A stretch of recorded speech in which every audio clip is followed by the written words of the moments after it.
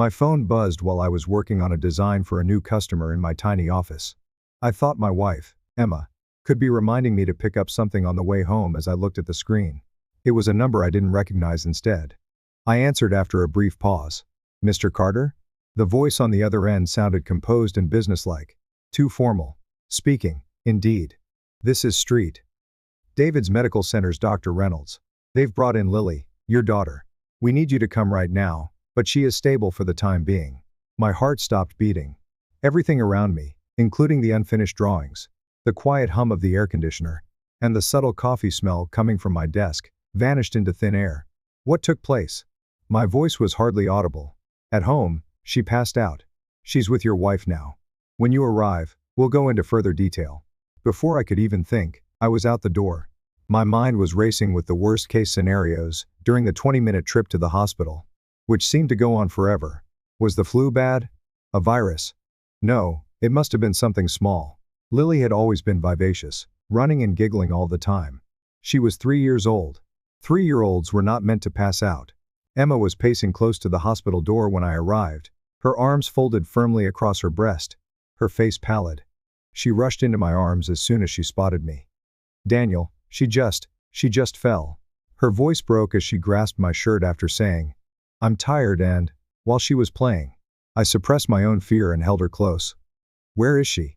A nurse led us along the pristine white corridors, past doors that squeaked open and closed as patients and physicians entered and exited.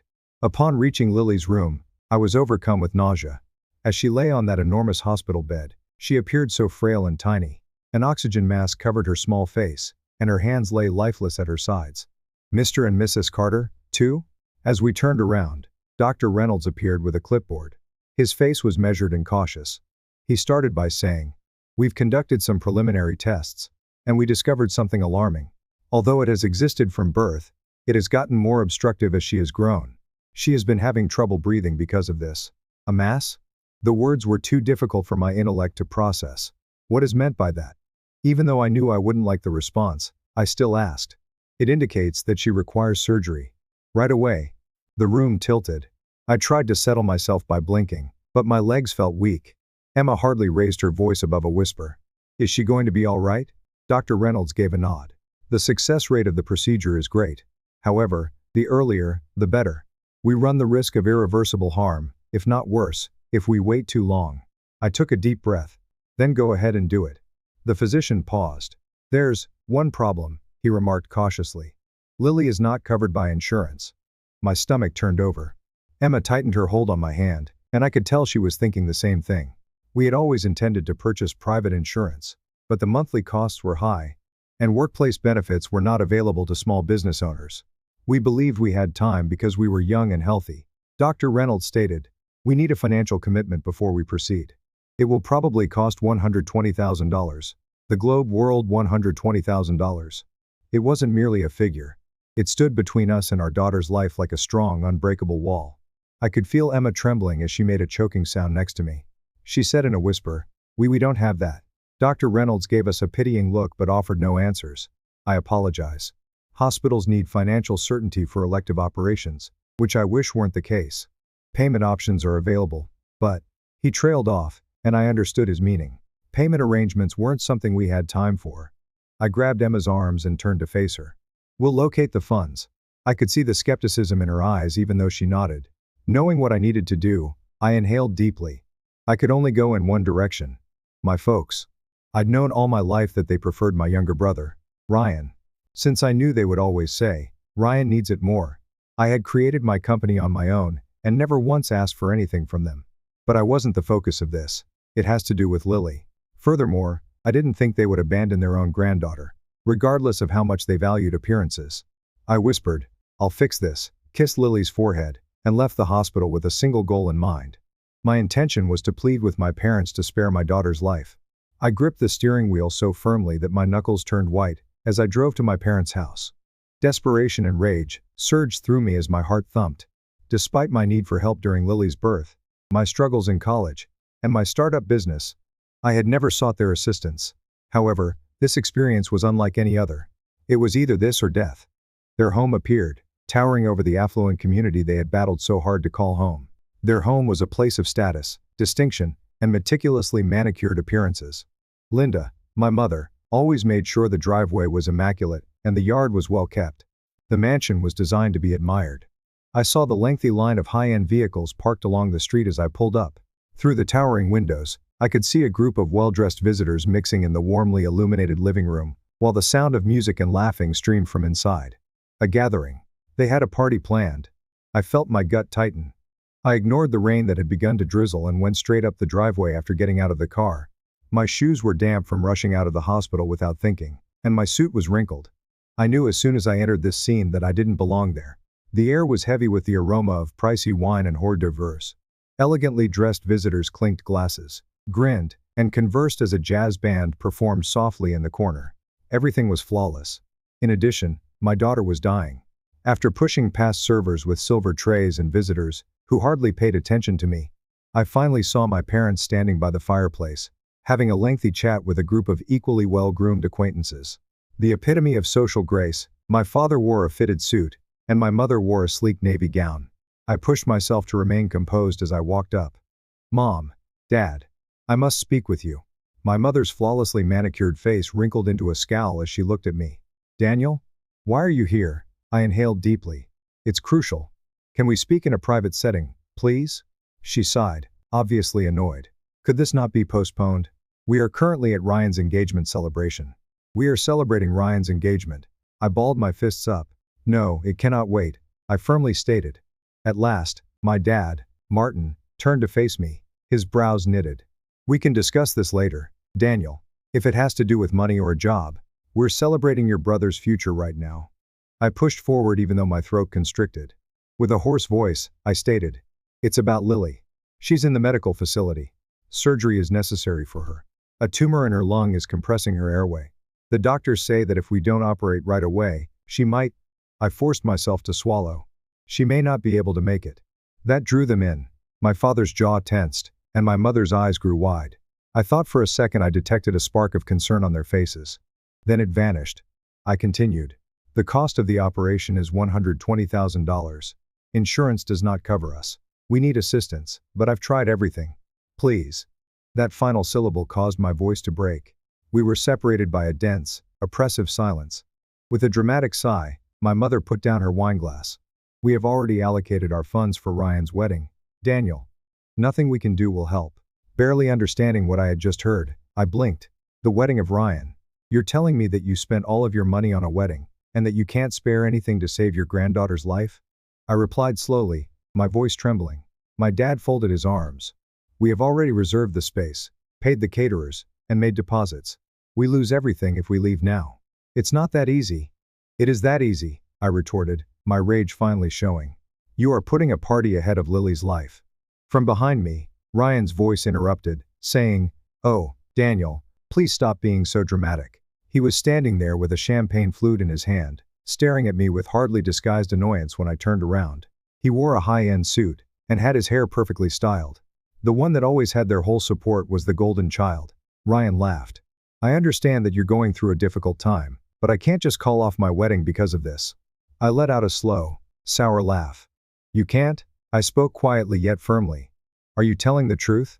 Can't you postpone your wedding in order to save your niece's life?" Ryan took a sip of his champagne and shrugged. "Look, I'm sorry about Lily, but this has been planned for a year with my fiancé. People from all around the world are flying in. People are making deposits. Simply put, the timing is off." The timing was off. Something snapped within me. In the midst of the celebration, I fell to my knees. The crowd sent out a gasp, but I didn't mind. With my voice trembling in desperation, I glanced up at Ryan and my parents. "Please, I ask you, please, simply assist with a portion of it. You have my word that I will repay you. However, she won't have another chance if we don't perform this procedure right away." Ryan stepped back and wrinkled his nose as if I were filthy. "Get up, Daniel," my father yelled. "You're making a fool of yourself." I paid him no attention. "Ryan," I pleaded, my voice barely audible. However, he simply shook his head and groaned. "Daniel, I'm not in charge of your child." That was it. I slowly stood up, my hands clenched so tightly that my nails were digging into my palms. I sent amused or uncomfortable glances at my parents, my brother, and the visitors who were observing. Then, loud enough for everyone to hear, I said, "I'm grateful, Mom. I'm grateful, Dad. Ryan, thank you.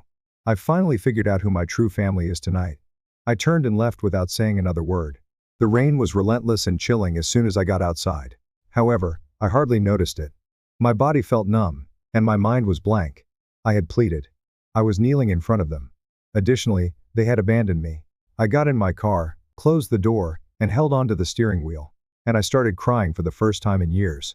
As I drove back to the hospital in the pouring rain, my hands were so tense on the steering wheel that my knuckles were white. My mind raced, revisiting the day when I had knelt before my brother and parents, only to face their outright rejection and indifference. The anxiety that was tearing at my heart was far worse than the humiliation that still stung. I found Lily waiting for me. I had failed to get my daughter the money she needed to survive, and she needed me. Emma was sitting next to Lily's bed, clutching her little hand in hers, when I got to the hospital. With the exception of the heart monitor's constant beeping, the room was silent. As I walked in, she glanced up, hope shining in her eyes. But that expectation was dashed when she saw my face. She already knew, so I didn't need to say anything. Did they not say no? She hardly raised her voice above a whisper. I took a deep, embarrassed swallow. They decided on Ryan's wedding instead of our daughter's. Emma closed her eyes and took a deep breath, as though she were holding herself back from crying. However, rather than yelling or sobbing, she simply nodded. Right then, she was stronger than I was. She brushed a lock of hair away from Lily's pale face and glanced down at her. After that, we handled this ourselves. My chest constricted. Emma wasn't giving up, even though we didn't have quite enough. I wasn't giving up, either, if she wasn't. We got right to work the following morning. I started calling and contacting all of my contacts. I told my closest friends and coworkers what was going on, and instead of requesting charity, I asked for loans, anything to assist in paying for the medical bills. I was surprised by the response. Friends, old colleagues, and even distant acquaintances came forward one by one, contributing what they could. One of my employees pressed the $500 into my hand and said, "I don't have much, but here's $500. I received a $3,000 wire transfer from an old friend I hadn't spoken to in years. Simply, the first OU1, he said. Think of it as payback. With each donation, we gradually reduced the enormous amount we required, but we were still far from our target. I understood that selling everything was my only option. The first thing to go was my automobile, which I had worked so hard to get. With a void in my heart, I turned over the keys after selling it for $115,000 in cash. Our savings were totally depleted. We lost our laptop, my watch, and even some of our apartment's furniture. Our home became more and more empty every day, but our optimism grew. We were drawing nearer. However, it was still insufficient. I sat in our mostly empty living room, staring at the $40,000 I still owed. I had used up all of my resources and favors. We were both very close and quite far away. My phone rang at that moment, and it was Emma's dad. "How much more do you require, Daniel?" My father-in-law inquired in a firm voice. I paused. 40,000. Quiet. I prepared myself for another disappointment, for rejection. The voice of my mother-in-law then emerged, composed and determined. "All right. Tomorrow, come pick up the cash." I went cold. Where did you obtain such a large sum of money?" She stated plainly, "We sold our house. It's worth it as long as Lily recovers." Tears clouded my vision. Emma's parents were prepared to sacrifice their home to ensure Lily's survival, yet my own parents would do nothing to save my child. That sacrifice's weight struck me like a truck. I gasped out, "I don't know what to say." My father-in-law gave a quiet laugh. "Son, you don't need to speak. Go save our grandchild, please." We were able to reach the entire sum with their assistance. I stepped into the hospital the very next day with the full amount, my hands shaking as I gave it to them. When the doctor verified that Lily's operation was set, I felt an unfathomable sense of relief. The procedure went well. As the weight of everything finally hit me, I fell into a chair and buried my face in my hands when the doctor emerged from the operating room and assured us she would recover. Emma clutched my mother-in-law's hands as she sobbed with relief. Beside me, my father-in-law nodded softly, as though this had always been his intention. As I looked at these people who had sacrificed everything for us, I realized what had been obvious for years. Family isn't about blood. It's about the individuals that support you throughout your most trying times. I made a commitment to never again beg my birth parents for anything after that, as my true family had already been located. Lily recovered steadily, but slowly. She got stronger every day, her tiny body retaliating with more tenacity than I could have ever dreamed. She was released from the hospital 2 weeks following her surgery. She looked at me with a brilliant smile as I pushed her wheelchair out of the hospital and into the open air. "Daddy, I want to run and play again." I had to stifle my emotions as my throat constricted. However, they weren't suffering or feeling hopeless this time. They came from a state of immense relief. I knelt, kissed her forehead, and said in a whisper, "You will, sweetheart, I promise." Emma put her arms around us both and soaked my shirt with her own tears. The moment I had battled for and given up everything for was finally here. Lily was secure. She was still living, but something was still blazing deep inside of me. The night I pleaded on my knees was still fresh in my mind. I remembered the shame, the icy expressions on my parents' faces, and Ryan's sly grin, which gave the impression that my desperate situation was merely a bother. They had treated me like I had no value and looked down on me. I was about to reveal to them just who they had misjudged. Following Lily's recuperation, I pushed myself into my work with a renewed sense of resolve. It wasn't just about making a living. I wanted to prove something and repay everyone who believed in me. I resisted allowing my daughter's grandfather's avarice to dictate her existence. At 5 in the morning, I woke up, worked 16-hour days, and exerted more effort than before. I took on more ambitious projects, including luxury residences, office complexes, and hotels. I studied management, investments, and business strategies. I grew my business by adding more staff and seizing every chance that presented itself. Although it took some time, success eventually arrived. My largest contract to date, a $2 million interior design project for a large real estate company, came a year after Lily's operation. My business had expanded 5 times in size in just 3 years. What started off as a little business barely making ends meet has grown into one of the area's leading interior design firms. My name began to appear in business periodicals, and my narrative was emphasized as one of accomplishment, perseverance, and overcoming hardship. There was more to me than Daniel, the man who once needed help. I used to be Daniel, the self-made entrepreneur who built everything from the ground up. I also knew that my parents had witnessed it. They had read the articles. They had seen my television interviews. However, I wasn't a needy son seeking their approval this time. As a guy, I didn't require them. Then, a year ago, my company was named one of the 50 fastest growing interior design firms in the nation, and I received an interview invitation from Forbes. The journalist, a keen, inquisitive woman, leaned forward in her seat, curiosity shining in her eyes. "Daniel, what drove you to achieve the level of success you have today?" I grinned, a sour, knowing smile. I stated, "I once had a family," in a firm voice. "My family should have been my greatest source of support. But when my daughter was dying, they turned their backs on me. I knelt before them, begging for help, and they told me they had already spent all their money on my brother's wedding." The reporter's eyes grew wide. "Are you saying they chose to throw a wedding instead of saving their own granddaughter's life?" I gave a nod. "That's exactly what I'm saying. I didn't try to keep their names private. I was straightforward in my speech, pointing out exactly what they had done. My parents, Martin and Linda. Ryan is my brother. Thank you. Because of your coldness and cruelty, I learned that family isn't about blood, it's about the people who stand by you when you need them the most." The interview was broadcast. Then the world blew up. Millions watched it. The headlines were harsh. Millionaire entrepreneur reveals how his family abandoned his dying daughter for a lavish wedding. Shocking. Grandparents let their granddaughter suffer while throwing a luxury party. When money matters more than life. The chilling story of a heartless family. People on social media were furious. People posted comments all over the internet. "I can't believe such heartless people exist. What kind of grandparents treat their granddaughter like trash? Ryan's wife must regret marrying a man who would rather let his niece die than cancel a party." However, the storm was only getting started. My parents' entire world collapsed following the interview. They broke off relations with their longtime business partners. They terminated their contracts. Friends grew apart. They were suddenly shunned like the plague by the same people who used to attend their lavish parties. Nobody desired to be connected to monsters. Their previously prosperous furniture company failed. Their fortune vanished. They had put so much effort into maintaining their social standing, but it now meant nothing. What about Ryan? He believed he had triumphed. He had a lavish wedding, a lovely wife, and a cozy lifestyle. He used to feel sorry for me because he thought I was a failure. Now, though, his wife, Ava, saw the interview. Furthermore, he had no defense when she confronted him and demanded to know if it was real. "Ryan, is this true?" She looked at him in horror. Ryan stumbled as he tried to find a way out, but the truth was already known. Ava filed for divorce a few days later. She couldn't continue being married to a man who, in order to throw a party, had caused suffering to his own niece. Everything was lost for Ryan. A marriage based on cold-heartedness and selfishness was certain to fail. Ultimately, the callous ones had nothing left except themselves. I had knelt down in front of them years ago and begged for assistance. They had made fun of me. They have abandoned me. I wasn't worth more than a party, they said.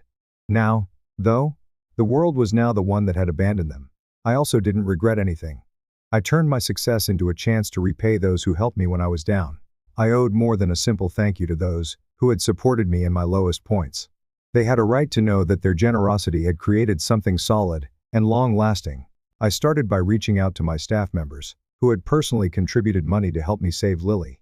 One by one, I called them into my office and gave them thick cash envelopes. I gave some the chance to invest in their own goals, while I offered others the chance to settle their debts. The majority of them declined. With a charming smile, one of my longest-serving colleagues stated, "Boss, you don't need to do this. We didn't expect anything in return, we helped you because we believed in you." I couldn't find the right words to respond. All I could do was clutch their hands in appreciation as my throat constricted. The debt I owed my in-laws, however, was the one I was unable to forgive. They voluntarily sacrificed their stability for their granddaughter by selling their own house to save Lily's life. At no time had they demanded anything in return. I had never felt like a burden because of them. I had promised myself in silence that I would pay them back someday. I worked toward that objective for a full year after Lily was released from the hospital. I surreptitiously located the new owner of their old house, made many bids, and eventually bought it back. My mother-in-law froze the day I gave them the keys, tears welling up in her eyes. "How? Daniel." I put a hand on her shoulder and grinned. "When I had nothing, you gave me everything. The least I can do to honor you is this." After a brief period of silence, my father-in-law put a strong hand on my shoulder and gave me a proud look. "Son, I never questioned you at all. We had a real family meal together that evening. The meal was not intended for show, nor was it based on appearances. He was simply filled with laughter, love, and warmth. Something I hadn't experienced in a while. 5 years after Lily's hospital admission, our family was preparing to welcome a new member. Emma became pregnant once more. I made the decision that a change was needed. I purchased a larger house for my in-laws as well as for ourselves. I wanted them to live worry-free because they had sacrificed so much for us. When I told Lily that her grandparents would be living with us, she leaped up and gave me a tight embrace. Even though she was thrilled to be a big sister. "Daddy, will Grandma and Grandpa be there for me every day?" I tousled her hair. "You're right, my love. They will always be by your side." I felt deep down that everything had finally come full circle, as I watched her beaming smile. I believed that my parents would never contact me again. However, a month ago, my phone suddenly rang. An unidentified number. After a moment of hesitation, I picked up the phone. "It's Mom, Daniel." I gripped the phone more tightly. I hadn't heard that voice in years. It was the same voice that had turned its back on me while watching me plead. But suddenly, there was regret in that voice. And despair. "Can you help us, Daniel?" I said nothing at all. My mother's voice faltered on the other end of the telephone, and I just listened. With a shaky voice, she eventually acknowledged, "We're in trouble. The bank is going to take possession of the house that we mortgaged. To keep it, we need to spend $200,000. The ridiculousness of that nearly made me chuckle. $200,000. That day, when I pleaded for just $120,000 to save my daughter's life, it came back to me. I recalled that they put a party ahead of Lily's survival. They informed me they couldn't help, since they had already spent all of their money on Ryan's wedding. And I recalled how they looked me in the eyes. And now they wanted me to give them a lifeline when they were drowning? I inhaled deeply while maintaining a composed tone. "Mom," I continued softly, "do you recall the day I sought your assistance?" Quiet. "The day I knelt before Dad and you. Do you remember the day I cautioned you that Lily might not survive without that money? What did you say to me? Do you recall?" Her breathing was irregular and shaky, and I could hear it. "Then, at last, I remember. But," in a weak murmur. "But you declined," I interrupted. "You claimed that Ryan's wedding held greater significance." She broke down in tears. "I realize I was mistaken. But please, Daniel, you are sorely needed." I laughed bitterly and said, "Mom, let me ask you a question. How much more vital is your home than a party?" She didn't respond. I went on, my voice growing icy. "You put a party ahead of your own granddaughter's life that day. And you think I would decide to save you now that you've lost everything?" Her voice broke as she sobbed more. "But, Daniel, we're family. Family members support one another." I clenched my teeth, feeling a surge of anger within me. No, I answered firmly. Mom. I already had assistance from my real family. My in-laws were there. My coworkers. My own blood was not as kind as strangers. Her voice was frantic as she tried again. Daniel. You can't be this callous. You must prevent us from losing everything. Before saying my last words, I closed my eyes and inhaled deeply. The day you left me and Lily, Mom, I lost you and Dad. Then I hung up without thinking. I sat with Emma and my in-laws in the living room that evening. After putting Lily to bed, I filled them in on everything, including my mother's call, their impending home loss, and my refusal to assist them. I thought Emma would concur. Rather, she simply gazed at me for a considerable amount of time before grabbing my hand. She said, I know why you don't want to help them, Daniel. But perhaps you ought to reconsider. I scowled. They left our daughter when she was near death, Emma. I cannot simply let that go. She gave a nod. I understand. Furthermore, I'm not suggesting you have to pardon them. But do this for yourself, not for them. This will ensure that you have no regrets in the future. I looked to my in-laws, hoping they would support me. However, my father-in-law spoke calmly and shook his head. We're not pleading with you to pardon them, son. However, there are situations when lending a hand doesn't make you weak. It demonstrates your superior might over them. You have everything now: a loving family, a strong career, and a bright future, my mother-in-law continued quietly. And them? All they have left is hopelessness. In the end, you will be the one who really benefits if you assist them. I said nothing at all. I simply gave a nod, got up, and went out onto the balcony. I remained there for hours that night, gazing up at the night sky, reliving every second of that day. The time I pleaded with them. The time I knelt down in front of Ryan. The way they turned away without a second thought. I had believed that I would be satisfied if I rejected them. I believed that justice would prevail. Oddly enough, though, I felt absolutely nothing. Nothing except emptiness. The following day, I picked up the phone and called Mason, a good friend who worked in finance. Please check something for me, Mason. Is my parents' home really in danger of disappearing? Or is this only one of their ploys? Mason didn't inquire about anything. He said, give me 3 hours. He sent me an email 3 hours later. The details were verified. My parents had no money. They would lose everything if they didn't have the $200,000 because the house was mortgaged. As I gazed at my computer screen, I experienced an inexplicable sensation. They used to have it all: wealth, prestige, and contacts. They were now on the verge of disaster. And the only one who could save them was me. I inhaled deeply before calling my mother. She picked up right away, her voice desperate and full of hope. Daniel? Have you changed your mind? I spoke steadily. I'll help, Mom. A gulp. Oh, thank you so much. We anticipated that you would comprehend, but with one restriction. Quiet. Tell me anything, she responded hastily. You and Dad must physically visit my business. I'll give you the cash right away. A pause occurred. Then a few seconds later, she answered quickly. All right. We will arrive immediately. I sat in my office that afternoon. I neatly placed a black suitcase on my desk. Inside was $200,000 in cash, neatly stacked in 20 piles of $10,000 apiece. I no longer cared about this money. However, to them, it was their final opportunity to save the life they had previously admired. The door opened. My parents took over. My parents didn't look like the individuals I used to know when they walked into my workplace. The years had taken their toll. My mother's meticulously preserved beauty had given way to deep lines of anxiety and silver streaks in her hair, and my father's once confident stance had slouched, and his face was worn with tension. They were no longer the arrogant, inviolable individuals they had been. They were merely two desperate individuals holding on to what little they still had. Their eyes darted anxiously to the black luggage on my desk as they sat across from me. I said nothing at all. Rather, the first reached forward gently, opened the case, and unlatched it. The office lights shone on $200,000 in fresh $100 bills within. My mother's eyes widened in shock as she gasped. With his fingers twitching as though he wanted to reach out and grasp it right away, my father swallowed forcefully. I moved the suitcase in their direction, without saying anything. This amounts to $200,000, I stated bluntly. Enough to keep your house intact. My father grabbed the case like a lifeline, and snapped it shut the instant I said it. I'm grateful, Daniel. His voice was filled with relief as he continuously nodded.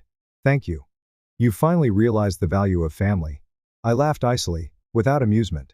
No, Father. You're not correct. They tensed their faces. I sat back in my chair, my expression turning stone. Family is vital. Not this one, though. Quiet. Their eyes flickered with surprise as they gazed at me. "Are you aware of the reason I'm giving you this sum today?" I inquired. My mom paused. Then she shook her head slowly. My dad remained silent. I tapped my fingers on the desk and let out a breath. "It's not because I feel sorry for you. I'm not doing it to get back in touch." I spoke in a forceful, quiet voice as I leaned forward. "There is one thing I want you to comprehend. This is the final instance." I let the consequences of my comments sink in. "You are no longer a part of my life, as of right now. Think of me as dead the moment you leave this room." My mom's face fell apart. She started crying, her hands gripping her chest as though I had hit her. With a pallid expression, my father gripped the suitcase more tightly. "Don't do this, Daniel. We have a connection."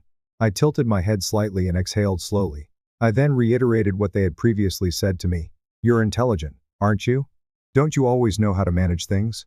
You are capable of solving things on your own." The color left their faces. My mom cried. My dad's jaw tightened. I couldn't think of anything to say. I got up, gave them a final glance, and then gave security a nod. "They can now depart." The guards moved forward and unlocked the door. My parents clutched the suitcase as if it were the only thing stopping them from collapsing, standing still. At last, they turned and left without saying another word. The door shut behind them. That was the end of it. Their money was with them. However, their son had passed away, permanently. I was hoping for a sense of relief, that there would be a feeling of fulfillment. However, oddly enough, I didn't feel anything. No happiness, no rage, not depressed, only a conclusion. But I was certain that this would not be the last time I heard from them. Everything was gone for them. Furthermore, I was their sole remaining lifeline. I anticipated their return. Perhaps a year will pass. In two, perhaps. They can claim they required more money to live the next time. Perhaps Ryan would phone and say he was having a lot of problems. Perhaps they would try to entice me back in with promises, tears, and every other tactic they knew. But should I allow that to occur? I sat there looking at the locked door after my parents left my office, with the suitcase full of cash. They had gotten what they wanted, but I had cut off the last link between us in the process. I had lost any hope that they could have cared about me, and they had lost their son. I knew, however, that this was not the end. They would return. It was just a question of time. It was silent at first. Too silent. After several months, I was on the verge of thinking they had finally come to terms with the repercussions of their behavior. I knew my family too well, though, in my heart. Individuals like them don't simply vanish. Then my phone rang one night. A number I was unfamiliar with. I allowed it to ring. A voicemail appeared a minute later. "It's Ryan, Daniel. I know we haven't spoken in a long time, but I need your assistance, dude. It's serious. Just give me a call back, please." I exhaled slowly and deliberately. It was Ryan, of course. I considered ignoring it for a moment. However, curiosity prevailed. I hung up the phone. I could hear the desperation in his voice as soon as he picked up. "Man, thank God you phoned. I'm in trouble. Listen." Serious problems. I remained silent. I simply waited. I suffered a significant loss. It was a truly terrible investment. Ava left with the children. There is nothing left for me. I require assistance. I pressed my mouth shut. He obviously needed assistance. Once, when I pleaded with him to save my daughter's life, he laughed in my face. I knelt before him and begged for a modest amount to keep Lily alive. And he sneered at me. He was the one pleading now. I let out a steady exhalation. "What amount do you require?" A pause occurred. I could almost hear his breath catch in desperation. 50,000. Just enough to help me stand again. I gave myself a nod. $50,000. I had asked him for more than half of it. No. There was a complete silence on the line. "What?" Ryan stumbled. "Please, Daniel. There is no one else for me to turn to." I gave a sour smile. What irony. With a voice as harsh as a sword, I added, "You had someone once. Additionally, you ignored him." Ryan began to splutter. "That was unique. I had no other option." "I don't either." I hung up. Blocked his phone number. I immediately removed the last remnant of my former family from my life. I anticipated feeling bad. However, I didn't. I felt free. Emma and Lily were playing in the backyard when I went outside. Lily's small feet kicked up tiny dust clouds as she ran through the grass while smiling. My in-laws were smiling warmly as they watched her from the porch. My actual family was this. I had pursued love from people who had never genuinely appreciated me for years. And as I stood here now, I understood. They were never necessary to me. I was already victorious. They viewed me as the weak one for years. The son required their blessing. Ryan's brother was nothing in comparison. However, I was the one who actually constructed something. It was I who had made it out alive. It had been me who had benefited. Additionally, it was them who had lost everything. I scooped Lily into my arms by reaching down. She put her little arms around my neck and giggled. "Can we have some ice cream, Daddy?" she inquired, her large eyes excitedly gazing up at me. I kissed her forehead with a smile. "Obviously, my love." I didn't think of the individuals I had left behind at all, as we made our way back into the house. Because I was no longer looking back for the first time in my life. I was at last, really, free.